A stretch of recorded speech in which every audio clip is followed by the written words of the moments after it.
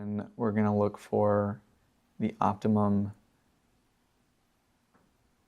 Community Center. Okay, so here's all the information you need to know about the Optimum Community Center. You've got hours of operation, more information, information about how you can host your own event there.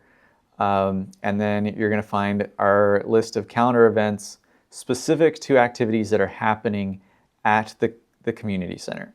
So the community center has its own calendar as well, just like sports and tournaments had its own calendar. The community center has its own calendar.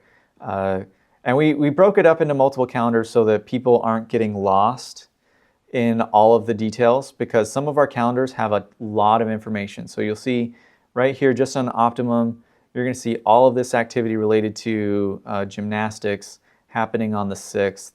And that's only gymnastics, right? This is gymnastics, this is gymnastics, this is gymnastics.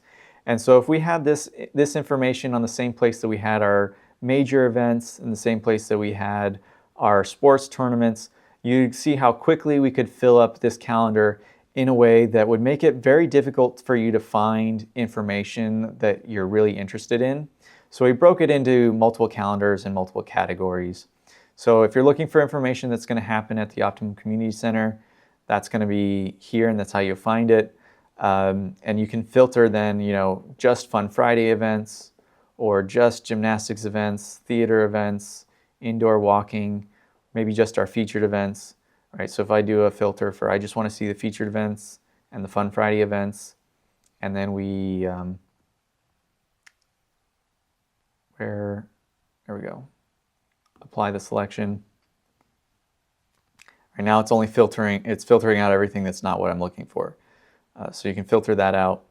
You can change this to looking at just what's happening this week, or you can change that to a list.